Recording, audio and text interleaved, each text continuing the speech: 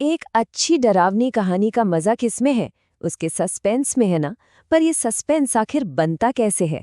तो चलिए आज मायाजाल नाम की एक भूतिया कहानी के पर्दे खोलते हैं और समझते हैं कि कैसे लेखक धीरे धीरे स्टेप बाय स्टेप डर का एक ऐसा जाल बुनता है जिससे निकलना मुश्किल हो जाता है। और कहानी की शुरुआत भी कुछ ऐसे ही माहौल से होती है।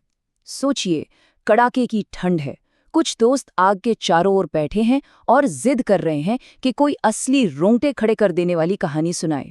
बस यहीं से उस भयानक सफर की नींव रखी जाती है जो उनकी जिंदगी हमेशा हमेशा के लिए बदल देने वाला था। तो हर कहानी का एक पहला हिस्सा होता है जिसे हम सेटअप कहते हैं, मतलब जहां कहानी की जमीन तैयार होती है। यहीं पर हमारी मुलाकात किरदारों से होती है और यहीं से धीरे धीरे एक अजीब सा अनहोनी वाला माहौल बनना शुरू हो जाता है। तो चलिए देखते हैं कि खतरे के वो पहले इशारे क्या थे। तो कहानी में है 3 दोस्त। ऋषभ जो हमें कहानी सुना रहा है, उसका दोस्त अनमेश और अमर। तीनों ने प्लान बनाया है छुट्टियों में जंगल में कैंपिंग करने का। सुनने में तो बड़ा मजेदार और नॉर्मल सा प्लान लगता है ना, लेकिन उन्हें क्या पता था कि ये ट्रिप उनकी जिंदगी की सबसे बड़ी और शायद आखिरी भूल साबित होने वाली थी। अब यहीं पर देखिए, कहानी शुरू होते ही ऋषभ को एक अजीब सी घबराहट होती है। उसे लगता है कि कुछ बहुत गलत होने वाला है। कहानी लिखने की दुनिया में इसे फॉरशैडोइंग कहते हैं। ये राइटर की एक बहुत चालाक तरकीब है।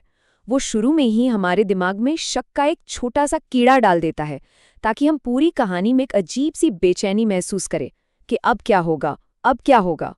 और फिर आता है कहानी का वो मोड़ जहां से वापसी का कोई रास्ता नहीं बचता।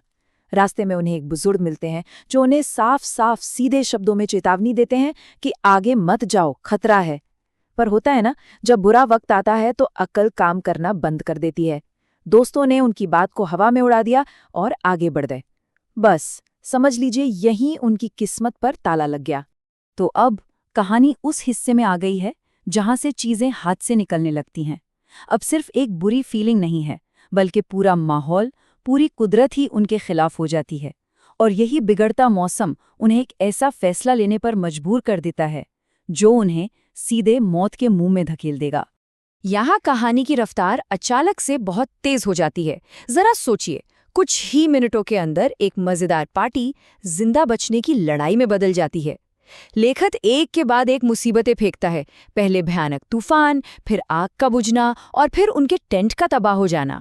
वो इतने लाचार और बेबस हो जाते हैं कि दूर दिख रही वो एक अकेली झोपड़ी, चाहे वो कितनी भी डरावनी क्यों न लग रही हो, वही उनकी आखिरी उम्मीद बन जाती है। और ठीक उसी पल जब उन्हें लगता है कि अब सब खत्म, एक खूबसूरत औरत न जाने कहां से किसी फरिश्ते की तरह उनके सामने आ जाती है। वो उन्हें अपनी झोपड़ी में पनाह देने की बात करती है। अब ऐसे में ये प्रस्ताव इतना अच्छा था कि उसे ठुकराना नामुमकिन था। लेकिन सवाल ये है कि क्या ये सच में कोई मदद थी या एक बहुत खूबसूरत जाल? अब यहाँ लेखक दोस्तों के बीच ही एक टेंशन पैदा करता है। एक तरफ अमर और अनिमेश हैं जो उस औरत की मेहमान नवाजी देखकर खुश हो रहे हैं, और दूसरी तरफ है ऋषभ जिसका शक और गहरा होता जा रहा है। उसके दिमाग में एक ही सवाल घूम रहा है कि इस अजनबी औरत को भला कैसे पता कि हम तीनों का पसंदीदा खाना क्या है। और यही शक कहानी को उसके सबसे खौफनाक मोड़ पर ले जाता है। और अब कहानी का क्लाइमैक्स, वो पल जहां सारा भ्रम, सारा धोखा टूटकर बिखर जाता है और छिपा हुआ खौफनाक सच सामने आ जाता है। ऋषभ जैसे ही किसी काम से झोपड़ी से बाहर निकलता है, उसे हकीकत का पहला भयानक झटका लगता है। बाहर उसे 2 लोग दिखते हैं, उस औरत का पिता और भाई। लेकिन वो इंसान नहीं थे, वो शैतानी रूप में थे। और ये इस बात का पक्का सबूत था कि उन्हें बुरी तरह फंसाया गया है। और जब वो भागकर अंदर पहुंचता है तो जो नज़ारा वो देखता है उससे उसके होश उड़ जाते हैं। ये कहानी का सबसे बड़ा, सबसे शॉकिंग रिवील है। जिस खूबसूरत दुनिया का मजा उसके दोस्त ले रहे थे, वो एक झटके में चकनाचूर हो जाती है। वो लजीज खाना असल में रेंगते हुए कीड़े और मेंढक थे, और वो आरामदायी झोपड़ी एक गंदी सड़ती हुई खंडर थी। और तभी ऋषभ की नज़र उस औरत के पैरों पर जाती है और वो देखता है कि उसके पैर पीछे की तरफ मुड़े हुए हैं। हमारी लोक कथाओं में ये चुड़ैल की सबसे बड़ी पहचान होती है। देखिए, ये कितनी छोटी सी डिटेल है, पर इसी एक डिटेल से सारा राज खुल जाता है। अब उन्हें पता चल चुका था कि उनका सामना किसी इंसान से नहीं बल्कि एक शैतानी ताकत से हो रहा है।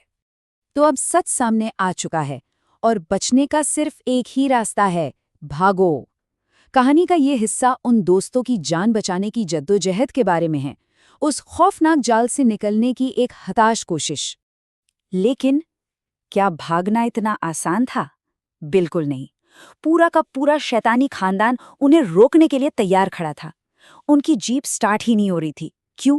क्योंकि उस चुड़ैल के दैत्य जैसे बाप ने गाड़ी को पीछे से अपनी पूरी ताकत से पकड़ रखा था और उसका भाई पागलों की तरह गाड़ी की छत पे कूद कूद कर उसे तोड़ रहा था। जैसे तैसे ऋषभ जीप स्टार्ट करके आगे बढ़ाता है, लेकिन खौफ उनका पीछा नहीं छोड़ता। वो चुड़ैल अपनी अलौकिक सुपरनैचुरल स्पीड से उनकी तेज रफ्तार जीप के साथ साथ दौड़ रही थी। जरा उस मंजर की कल्पना कीजिए, एक ऐसा भयानक सीन जिसे वो जिंदगी भर नहीं भुला सकते थे। तो अब हम कहानी के आखिरी हिस्से में हैं, जहां सारी हिम्मत, सारी ताकत जवाब दे जाती है और दोस्त अपनी जिंदगी बचाने के लिए अपनी आखिरी और शायद इकलौती उम्मीद का दामन थामते हैं। जब कुछ काम नहीं आता तो याद आती है आस्था की। जब बचने का हर रास्ता बंद नजर आता है, तभी अमर को अचानक याद आता है गाड़ी के डैशबोर्ड में रखी हनुमान जी की तस्वीर। उस वक्त वो सिर्फ एक तस्वीर नहीं थी, वो उनका सबसे बड़ा हथियार बन जाती है। वो फौरन उसे निकालते हैं और गाड़ी में हनुमान चालीसा चला देते हैं। ये बुराई से लड़ने के लिए अच्छाई की शक्ति को बुलाने जैसा था। और इसका असर फौरन होता है। दैवीय शक्ति के आगे वो शैतानी शक्ति एक पल भी नहीं टिक पाती। हनुमान जी की तस्वीर को देखते ही उस चुड़ैल की आंखें जलने लगती हैं और वो दर्द से चीखती हुई घने जंगल के अंधेरे में गायब हो जाती है और आखिरकार उन दोस्तों की जान बच जाती है। कहानी का अंत ऋषभ के इन शब्दों से होता है, जो उसके पूरे अनुभव का निचोड़ है। वो कहता है कि उस रात वो सिर्फ अपनी हिम्मत की वजह से नहीं बचे, बल्कि भगवान पर उनकी आस्था ने उन्हें जिंदा रखा। और ये कहानी हमें इसी सवाल के साथ छोड़ जाती है, क्या उनका बचना वाकई में आस्था का कोई चमत्कार था, या फिर ये सिर्फ एक अच्छी कहानी का एक संतोषजनक अंत था जो हमें उम्मीद देता है? इसका जवाब शायद हर सुनने वाले के लिए अलग अलग होगा।